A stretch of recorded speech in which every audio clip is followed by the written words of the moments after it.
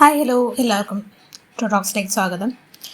ബോട്ടിൽ feed ചെയ്യുന്ന അമ്മമാർക്ക് അറിയാനുള്ള വീഡിയോ ആണ് ഇന്ന് നമ്മൾ ഡിസ്കസ് ചെയ്യുന്നത്. പിന്നെ ചാനൽ ആദ്യമായിട്ട് കാണുകയാണെങ്കിൽ നിങ്ങളൊന്ന് ഇതുവരെ സബ്സ്ക്രൈബ് ചെയ്തിട്ടില്ലെങ്കിൽ സബ്സ്ക്രൈബ് ചെയ്യുക. വീഡിയോ ഇഷ്ടപ്പെട്ടാൽ ലൈക്ക് ചെയ്യുക, ഷെയർ ചെയ്യുക, കമൻറ്റ് ചെയ്യുക. ബോട്ടിൽ ഫീഡ് ചെയ്യുന്ന അമ്മമാർക്ക് കോമൺ ആയിട്ട് അങ്ങനെയുള്ള അമ്മമാർക്ക് അറിയാണ്ട കുറച്ച് കാര്യങ്ങളാണ്. അതായത് എത്ര നേരം ഇടപെട്ടാണ് നമ്മൾ ബോട്ടിൽ ഫീഡ് ചെയ്യേണ്ടത്, അല്ലെങ്കിൽ ഷെഡ്യൂളിൻ്റെ ക്വാണ്ടിറ്റി എത്രയാണ്, അതിനെക്കുറിച്ചൊക്കെയാണ് നമ്മളിന്ന് ഡിസ്കസ് ചെയ്യുന്നത്. നമ്മൾ ബ്രസ്റ്റ് ഫീഡ് ചെയ്യുന്ന അമ്മമാരാണെങ്കിലും ചില അമ്മമാർ അതിൻ്റെ കൂടെ തന്നെ ബോട്ടിൽ ഫീഡ് ചെയ്യാറുണ്ട്. ശരിക്കും പറഞ്ഞാൽ നമുക്ക് അമ്മയ്ക്ക് ആവശ്യാനുസരണം മുലപ്പാൽ ഉണ്ട് എന്നുണ്ടെങ്കിൽ നമ്മൾ ഫോർമുല ഫീഡ് കൊടുക്കേണ്ട ആവശ്യമില്ല. അതല്ല, അമ്മയ്ക്ക് പാല് തീരെ ഇല്ല, അല്ലെങ്കിൽ അമ്മയ്ക്ക് പാലിൻ്റെ അളവ്, ഉൽപ്പാദിപ്പിക്കുന്ന അളവ്, അതായത് കുഞ്ഞിന് വിശപ്പ് കുഞ്ഞിന് തികയുന്നില്ല എന്നുണ്ടെങ്കിൽ നമ്മൾ ബ്രസ്റ്റ് ഫീഡിൻ്റെ കൂടെ ബോട്ടിൽ ഫീഡ് ചെയ്യേണ്ടത് ആവശ്യമുണ്ട്. അല്ലെങ്കിൽ എന്തെങ്കിലും സാഹചര്യത്താൽ അമ്മയ്ക്ക് കുഞ്ഞിൻ്റെ അടുത്തില്ല, അല്ലെങ്കിൽ ബ്രസ്റ്റ് ഫീഡ് ചെയ്യാൻ പറ്റുന്നില്ല എന്നുണ്ടെങ്കിലും ഫോർമുല നമ്മൾ ആശ്രയിക്കാറുണ്ട്.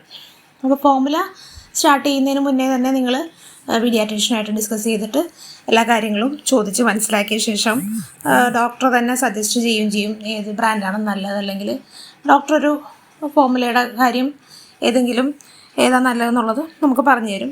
എങ്ങനെ കൊടുക്കണം എന്നുള്ളതും എല്ലാ കാര്യങ്ങളും നിങ്ങൾ ചോദിച്ച് മനസ്സിലാക്കിയിട്ട് വേണം സ്റ്റാർട്ട് ചെയ്യാനായിട്ട്.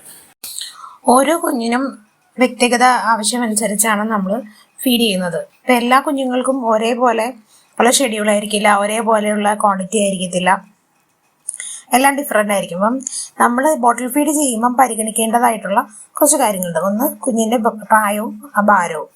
പിന്നെ കുഞ്ഞിൻ്റെ വിശപ്പിൻ്റെ സൂചന, അത് കുഞ്ഞ് എപ്പോഴാണ് വിശക്കുമ്പം കാണിക്കുന്ന സയൻസൊക്കെ അമ്മമാർക്ക് മനസ്സിലാവും. അപ്പം എത്ര സമയം കൂടുമ്പോഴാണ് കുഞ്ഞ് വിശപ്പിൻ്റെത് കാണിക്കുന്നത്, അല്ലെങ്കിൽ അതൊക്കെ നമുക്ക് മനസ്സിലാവും. അതും നിങ്ങൾ നോക്കേണ്ടതാണ്.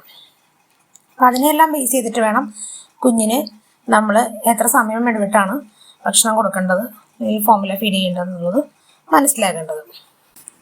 ഓരോ ബ്രാൻഡ് സെലക്ട് ചെയ്യുമ്പം അതിനകത്ത് നമ്മൾ കൊടുക്കുന്ന എമൗണ്ട്, ഇപ്പം ഓരോ സ്കൂപ്പ് എടുക്കുന്ന സ്പൂൺ എത്ര എടുക്കണം, എത്ര വാട്ടർ മിക്സ് ചെയ്യണം എന്നുള്ളതൊക്കെ ചിലപ്പോൾ ഡിഫറെൻ്റ് ആയിരിക്കും. അപ്പം ഓരോ ബ്രാൻഡിലും അതിൻ്റെ പാക്കേജിൽ കറക്റ്റായിട്ട് എങ്ങനെയാണ് മിക്സ് ചെയ്യേണ്ടതെന്നുള്ളത് എഴുതിയിട്ടുണ്ടാവും. അത് കൃത്യമായി വായിച്ച് മനസ്സിലാക്കിയ ശേഷം വേണം നിങ്ങൾ ഫോർമുല പ്രിപ്പയർ ചെയ്ത് കൊടുക്കാനായിട്ട്. അതുപോലെ അവർ പറഞ്ഞിരിക്കുന്ന അളവിൽ തന്നെ നമ്മളത് മിക്സ് ചെയ്യാൻ വേണം. എന്നാൽ മാത്രമേ കറക്റ്റായിട്ടുള്ള എമൗണ്ടിലുള്ള പോഷകങ്ങൾ കുഞ്ഞിന് ആ ഫോർമുല ഫീഡ് നൽകുമ്പം കിട്ടുകയുള്ളൂ. ചില കുഞ്ഞുങ്ങൾ കൂടുതൽ ഇടവിട്ട് ഫീഡ് ചെയ്യുന്നവരായിരിക്കും. ചില കുഞ്ഞുങ്ങളാണെങ്കിൽ ഒരു സമയം തന്നെ കുറച്ചധികം അളവിൽ ഭക്ഷണം കഴിക്കുന്ന അല്ലെങ്കിൽ പാൽ കുടിക്കുന്ന കുഞ്ഞുങ്ങളായിരിക്കും. അപ്പോൾ ഓരോ കുഞ്ഞുങ്ങളും ഡിഫറെൻ്റ് ആയതുകൊണ്ടാണ് പല രീതിയിൽ ചിലർ പെട്ടെന്ന് ഇടവിട്ട് പാൽ കുടിക്കും, ഇച്ചിരിച്ച പാൽ വെച്ച് കുടിക്കുന്ന കുഞ്ഞുങ്ങളായിരിക്കും. ചിലത് ഒരു ടൈമിൽ അത്യാവശ്യം ക്വാണ്ടിറ്റി കുടിക്കുന്നവരായിരിക്കും. ഇനി ജനറലായിട്ട് ബോട്ടിൽ ഫീഡിങ് എങ്ങനെയാണെന്നുള്ളതിൻ്റെ ഒരു ഷെഡ്യൂള് എങ്ങനെയാണെന്ന് നമുക്ക് നോക്കാം. 0 to 1 month പ്രായമുള്ള ഒരു കുഞ്ഞാണെന്നുണ്ടെങ്കിൽ, ജനിച്ച മുതൽ ഒരു മാസം വരെ പ്രായമുള്ള കുഞ്ഞാണെങ്കിൽ 2 to 3 hours ഗ്യാപ്പിൽ നമുക്ക് ബോട്ടിൽ ഫീഡ് അല്ലെങ്കിൽ ബ്രസ്റ്റ് ഫീഡ് ചെയ്യാവുന്നതാണ്. അപ്പം അത് 24 hours ഒരു 8 തവണ ഒക്കെ ആവാം. അതുപോലെ എമൗണ്ട് പറയുകയാണെങ്കിൽ 30 തൊട്ട് 90 ml വരെ നമുക്ക് കൊടുക്കാവുന്നതാണ്. ചില കുഞ്ഞുങ്ങൾ കൂടുതൽ ഇടവിട്ട് ഫീഡ് ചെയ്യുന്നവരായിരിക്കും. ചില കുഞ്ഞുങ്ങളാണെങ്കിൽ ഒരു സമയം തന്നെ കുറച്ചധികം അളവിൽ ഭക്ഷണം കഴിക്കുന്ന അല്ലെങ്കിൽ പാൽ കുടിക്കുന്ന കുഞ്ഞുങ്ങളായിരിക്കും. അപ്പോൾ ഓരോ കുഞ്ഞുങ്ങളും ഡിഫറെൻ്റ് ആയതുകൊണ്ടാണ് പല രീതിയിൽ ചിലർ പെട്ടെന്ന് ഇടവിട്ട് പാൽ കുടിക്കും, ഇച്ചിരിച്ച പാൽ വെച്ച് കുടിക്കുന്ന കുഞ്ഞുങ്ങളായിരിക്കും. ചിലത് ഒരു ടൈമിൽ അത്യാവശ്യം ക്വാണ്ടിറ്റി കുടിക്കുന്നവരായിരിക്കും.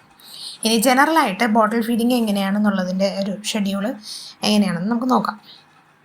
0 to 1 month പ്രായമുള്ള ഒരു കുഞ്ഞാണെന്നുണ്ടെങ്കിൽ, ജനിച്ച മുതൽ ഒരു മാസം വരെ പ്രായമുള്ള കുഞ്ഞാണെങ്കിൽ 2 to 3 hours ഗ്യാപ്പിൽ നമുക്ക് ബോട്ടിൽ ഫീഡ് അല്ലെങ്കിൽ ബ്രസ്റ്റ് ഫീഡ് ചെയ്യാവുന്നതാണ്.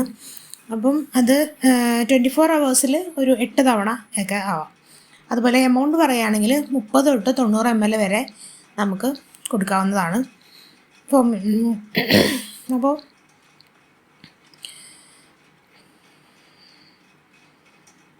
ഇനി 1 to 3 months ആണെങ്കിൽ ഇതുപോലെ തന്നെ 2 to 3 hours 4 to 5 hours ആയി മാറും.